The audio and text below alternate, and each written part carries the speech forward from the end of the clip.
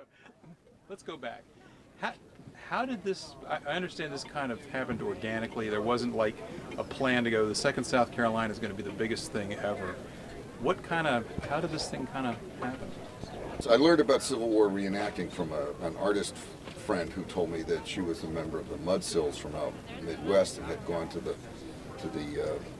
125th Manassas event where there were 5,000 troops for 5 days, or 8,000 troops for 5 days and 105-degree temperatures. I'm like, because we just gone through the 250th or whatever it was anniversary of the Revolutionary War, and they were lucky to get like 500 guys for some of those things. And so I'm like, wow, that's unbelievable.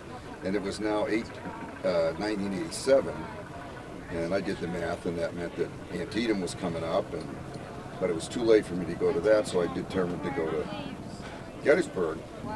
And we went and took my 2 sons and a friend, and we went down to Gettysburg for the 125th. We were there 3 days, just like, oh, I got to do this, got to do this. And my sons both said, you better take me. I had a 10-year-old at the time, and Eric was about to go to college. So I had learned that there was a Confederate unit, because I didn't want to be a Yankee. I was a Yankee, and I think all of us, a Confederate, all of us were since we were in grade school when we first learned about it. It's kind of a thread that we're all attached with. And so I heard that they meet they had an event in Boston Harbor the first weekend in August every year. So I went there, and I met the 2nd South Carolina, Company I, 2nd South Carolina, the leader and everything like that, and signed the paperwork or whatever you had to do to join. And at that time, I didn't meet Dave then. Fred was doing music at that time. I didn't know Bob, didn't know any of the original guys in the band. And I had a common friend from museum work and from childhood who belonged to I Company, 2nd South Carolina, out of Salem, Massachusetts. I checked out the 2nd South Carolina. We went down to Gettysburg as not participants the year in '88. The thing just looked spectacular, and I was just taken aback by pageantry in the field. The following winter, we did drilling together, and that's when we started to meet each other. But Dave and I, we knew that we had, he played guitar, I played banjo. And so we wound up at Fort Warren at Boston Harbor in '89? In August of '89, and I had told my brother he had to come out for this because it's this really cool thing, and bring your fiddle.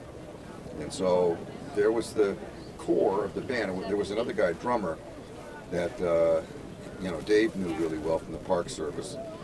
John Frailer, who was our 5th member who founded the group, was our side drummer. He was the park historian at the Park Service there in Salem. I remember the first time we played together, there was a big bush. There was, because it was nighttime, and on the other side of the bush was the fire pit with all the guys, and we were on the other side playing the music, and that was the first time the whole band played together, and Dave knew all the words to all these, Foster songs and stuff that we had all known when we were in grade school. And it just it was the perfect blend of instruments and talents, and it was, the musical structure was something we were familiar with because Fred and I had been playing bluegrass for years together. We all came in with different musical skills, Fred being the only true professional musician of all of us. But David, background rock and roll, Joe with bluegrass, had a percussion background and so on.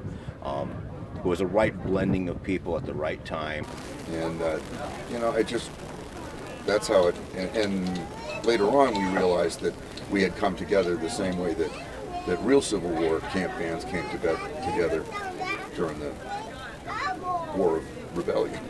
Remember what the first tune was, or is there a song from that night that stands out as when you kind of went, oh yeah, this works? Probably Camptown Ladies or Oh Susanna. Yeah, it would certainly, I would say it would most certainly have been a Stephen Foster tune. And there were any number of them that we learned when we were school kids. Back when Stephen Foster was still commonly, taught in schools. And so I think at the outset, Stephen Foster was probably the single composer that we were most familiar with. We knew the tunes; they were very simple. The lyrics were things you kind of remembered from school. So yeah, probably Camptown Ladies would have been the one that we sang the first. Gonna run all night, gonna run all day. I'll bet my money on a bobtail bag. Somebody bet on me. And the great thing about those tunes too, and I think Joe was getting to that point, was that after a very short period of time, the fellas in the unit began to want to have us around the fire with them. We were kind of a rough and ready infantry unit, and as we started to play music, we found that the men received it in various ways. Some of the guys were fairly indifferent to it, so we were a diversion at that point in time. So it wasn't just something we were doing, strictly speaking, just for us. I mean, we were having fun with it, but it got to be something that everyone enjoyed. And the participation of them singing along, these are songs that everyone kind of either knows or they can pick up the lyrics very easily. And as a result of that, it became part of our evening. It was our evening. We'd come back from doing whatever we would do and come back to the campfire. Everybody would join in, and everyone started looking forward to it. So it was very organic, and it was very participatory, and it was something that we were doing for our parts in much the same way as when you read about music in the Civil War itself.